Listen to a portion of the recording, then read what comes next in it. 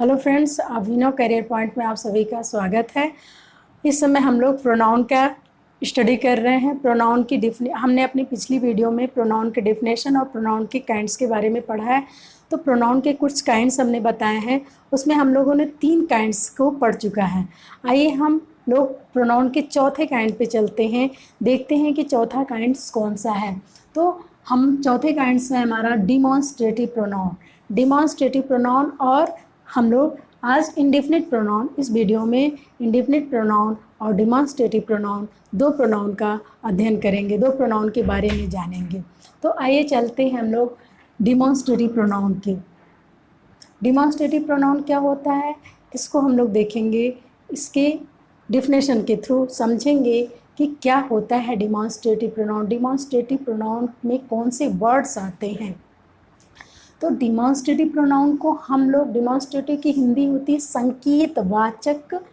संकेतवाचक सर्वनाम, यानी कि जिससे हमें कोई भी चीज़ का, किसी भी व्यक्ति को हम इंडिकेट करते हैं, संकेत करते हैं, वो हमारा डिमॉन्स्ट्रेटिव प्रोनाउन होता है। तो आइए हम देखते हैं इसकी डेफिनेशन क्या होती है। तो the pronoun used to point out the object to which refers is called demonstrative pronoun, यानी कि वह प्रोनाउन जो किसी ऑब्जेक्ट या पर्सन को इंडिकेट करता है, संकेत करता है, वही हमारा डिमॉन्स्ट्रेटिव प्रोनाउन कहलाता है। इसमें डिमॉन्स्ट्रेटिव प्रोनाउन में सिर्फ 4 वर्ड्स आते हैं, सिर्फ 4 ही वर्ड्स डिमॉन्स्ट्रेटिव प्रोनाउन के अंतर्गत आते हैं। वो 4 वर्ड्स हम आसानी से याद कर सकते हैं। This, those, that, those. This, these, that, those. This का हमारा प्लूरल होता है दीज, एंड दैट हमारा सिंगुलर है और इसका प्लूरल होता है दोज। यही 4 वर्ड्स हमारे डिमॉन्स्ट्रेटिव प्रोनाउन कहलाते हैं।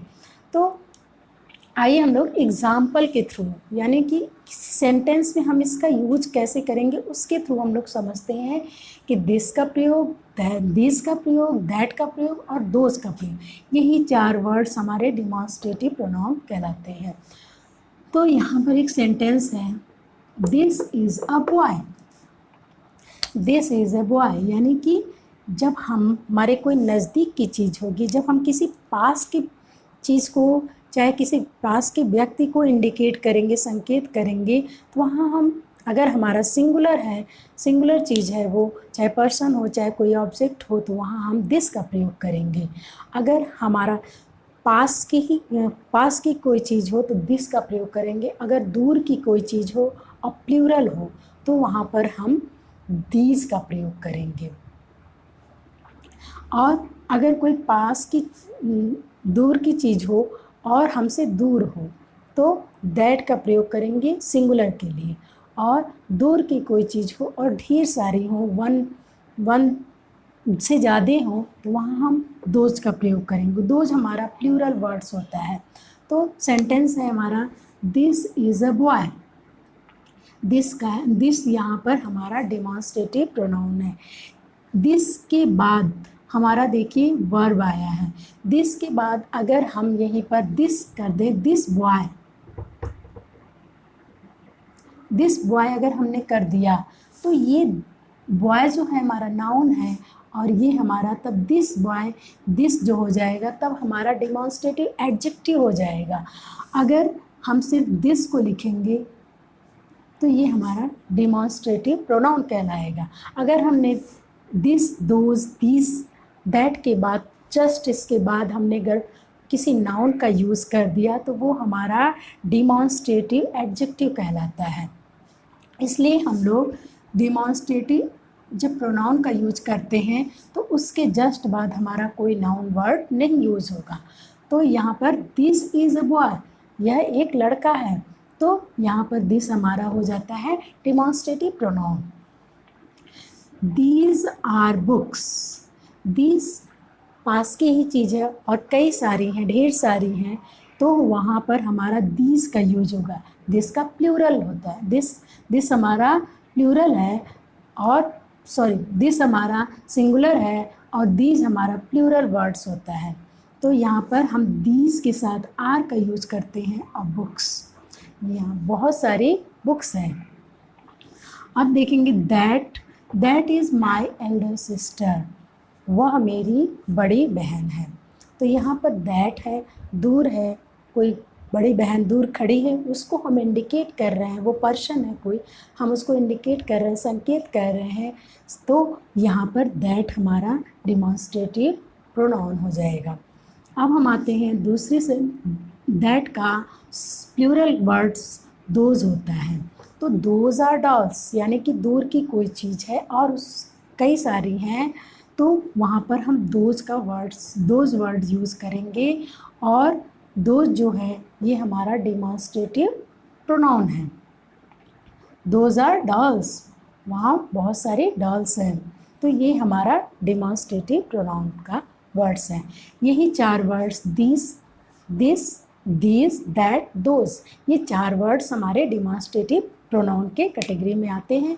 और हम हमेशा ध्यान रखेंगे कि दिस और दैट, दोज के बाद जहाँ तुरंत इसके जस्ट बाद हम किसी नाउन का प्रयोग नहीं करेंगे। अगर नाउन का प्रयोग हुआ तो वो डिमॉन्स्ट्रेटिव एडजेक्टिव हो जाता है। आइए अब हम नेक्स्ट काइंड पे चलते हैं प्रोनाउन के, जिसका नेम है इंडेफिनिट प्रोनाउन। इंडेफिनिट प्रोनाउन का मतलब होता है अनिश्चयवाचक। इंडेफिनिट मतलब अनिश्चय, यानी कि कोई चीज़ हमें निश्चित नहीं है, जिसके बारे में हमें पता नहीं है, वो चीज़ निश्चित नहीं है कि क्या है, कौन है, तो इसीलिए हम इसको इंडेफिनिट यानी अनिश्चयवाचक सर्वनाम कहते हैं। तो इसकी डेफिनेशन क्या होती है, आइए हम देखते हैं। An indefinite pronoun refers to person, ये किसी पर्सन को रिफ़र करता है, थिंग्स को रिफ़र करता है इन जनरल वे, सामान्य तरीके से, यानी कि जनरल रहेगा, कोई पर्टिकुलर चीज़ें नहीं रहेंगी, किसी विशेष व्यक्ति, किसी विशेष चीज़, ऑब्जेक्ट्स के बारे में नहीं बात की जाएगी, सबके लिए अनिश्चय रहेगा, अनिश्चय, निश्चित नहीं रहेगा। And does not refers to any particular person और थिंग्स, यानी कि कोई भी चीज़ हो, पर्टिकुलर थिंग्स हो, चाहे पर्टिकुलर पर्सन हो, वो हमें पता नहीं रहेगा। कोई भी निश्चित पर्टिकुलर यानी कि कोई एक विशेष व्यक्ति या विशेष चीज़ के बारे में हम बात नहीं करेंगे, वो जनरल रहेगी, हमें पता ही नहीं रहेगा कि वो हम किसके बारे में बात कर रहे हैं, यानी अनिश्चयवाचक सर्वनाम। उस वर्ड से हमें इंडिकेट होगा कि हम में कोई उसके बारे में पता नहीं है, निश्चय नहीं है, हमको हमें पहले से पता नहीं कि हम किसके बारे में बात कर रहे हैं, वही हमारा इंडेफिनिट प्रोनाउन होता है। तो इस पे कुछ वर्ड्स आते हैं जो इंडेफिनिट प्रोनाउन कहलाते हैं। तो एग्जाम्पल में हम देखेंगे समबडी। समबडी मतलब होता है कोई भी, कोई भी, हमको निश्चित नहीं है, कौन भी, कोई भी पर्सन हो सकता है, कोई भी, एनीबडी, कोई भी। सम कुछ भी हो सकता है, लोग भी हो सकते हैं, थिंग्स भी हो सकती है, पर्सन भी हो सकता है, कोई ऑब्जेक्ट्स भी हो सकता है। इसलिए यहाँ हमको निश्चित नहीं है, मतलब हमको पता नहीं है, निश्चित नहीं है। ऑल में पूरे आ जाएंगे, पूरे थिंग्स, पूरे पर्सन आ जाएंगे, तो ये भी हमारा ऑल जो वर्ड्स हैं ये हमें निश्चित नहीं है कोई वर्ड। नन, कोई भी नहीं। मैनी, बहुत सारे। एनीवन, कोई भी। नो वन, यहाँ हम देख रहे हैं जो भी वर्ड्स हैं इससे कोई पर्टिकुलर थिंग्स या पर्टिकुलर पर्सन इंडिकेट नहीं हो रहा है, यहाँ पर अनिश्चय है, यानी कोई भी। नो वन, कोई भी नहीं। समथिंग, कुछ भी। समवन, कोई भी, etc। और भी बहुत सारे वर्ड्स इसके अंतर्गत आते हैं जिसको हम इंडेफिनिट प्रोनाउन कहते हैं। तो आइए हम सेंटेंस के रूप में देखते हैं, तब हमको ज़्यादा समझ में आ जाएगा कि सेंटेंस के रूप में हम इसका कैसे यूज करेंगे, इस वर्ड्स के इंडेफिनिट प्रोनाउन का हम कैसे यूज करते हैं। तो पहला हमारा है somebody has stolen my book, किसी ने मेरी बुक चुरा ली।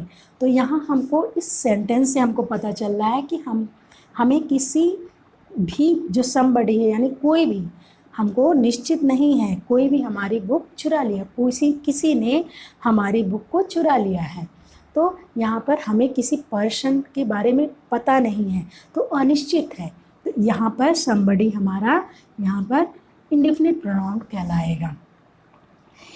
नेक्स्ट एग्जाम्पल है एनीबडी कैन बीट हिम, कोई भी उसे पीट सकता है। इस सेंटेंस का अर्थ है कोई भी उसको पीट सकता है।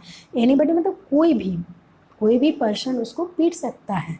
तो यहाँ भी ये एनीबडी जो है एक ऐसा वर्ड है जहाँ पर कोई हमें निश्चित नहीं पता है कि अनिश्चित है। कोई भी पर्सन हमको पता नहीं है, पर्टिकुलर पर्सन नहीं है, कॉमन है, जनरल है। नेक्स्ट एग्जाम्पल है सम आर जेंटल। कुछ लोग बहुत नम्र होते हैं, विनम्र होते हैं। तो कुछ सबके लिए यूज़ हुआ है, किसी पर्टिकुलर चीज़, किसी पर्टिकुलर पर्सन के लिए यूज़ नहीं हुआ है। तो यहाँ भी हमारा जो सम है ये अनिश्चित है। फिर नेक्स्ट एग्जाम्पल है नथिंग इज़ परफेक्ट। कोई भी पूर्ण नहीं है। नथिंग मतलब कुछ भी पूर्ण नहीं है। यहाँ पर भी नथिंग जो वर्ड है ये भी हमारा इंडेफिनिट प्रोनाउन है। All are students. Next example है सेंटेंस के रूप में ऑल आर स्टूडेंट्स। सभी स्टूडेंट्स हैं, सभी स्टूडेंट हैं। जो ऑल वर्ड्स है ये हमारा इंडेफिनिट प्रोनाउन है, क्योंकि इस वर्ड से हमको पता नहीं चल रहा है कि कौन सा पर्टिकुलर है, कोई चीज़ की क्या है। तो ये हमारा इंडेफिनिट प्रोनाउन है। सभी सेंटेंस का अर्थ है कि सभी स्टूडेंट्स हैं, उसमें बहुत सारे स्टूडेंट्स हैं, कोई निश्चित नहीं है। हमने इंडिकेट किसी चीज़ को नहीं किया, किसी पर्सन को, किसी स्टूडेंट को इंडिकेट करके नहीं कहा है कि हाँ ये हमारा पर्टिकुलर पर्सन है। तो इस तरह हमको पता चलता है इंडेफिनिट प्रोनाउन के बारे में। तो ये सारे वर्ड्स होते हैं इंडेफिनिट प्रोनाउन के। और एक चीज़ हम ख्याल रखेंगे या एक चीज़ हमको ध्यान रखना पड़ेगा, जब भी हमारा समबडी या जितने भी वर्ड्स यहाँ इंडेफिनिट प्रोनाउन के हैं उसके बाद हम जस्ट बाद किसी नाउन का यूज़ नहीं करेंगे। अगर हम किसी जस्ट तुरंत उसके बाद नाउन का यूज़ करते हैं तो वो हमारा इंडेफिनिट एडजेक्टिव बन जाता है। इसलिए हम अगर इसके बाद समबडी के बाद यहाँ पर जस्ट कोई नाउन का यूज़ कर देंगे तो वो हमारा इंडेफिनिट एडजेक्टिव हो जाएगा। ये जो प्रोनाउंस के काइंड्स हैं ये हमारे कॉम्पिटिटिव एग्ज़ाम में कॉमन एरर्स के रूप में पूछे जाते हैं, जहाँ पर हम जाकर के कंफ्यूज हो जाते हैं। इसलिए हम इसको अगर ध्यान से पढ़ेंगे, ध्यान से समझेंगे तो ये हमारी बहुत हेल्प करेगा। अगर आपको हमारी वीडियो अच्छी लगी हो तो इसको लाइक एंड सब्सक्राइब करें। Okay, thanks.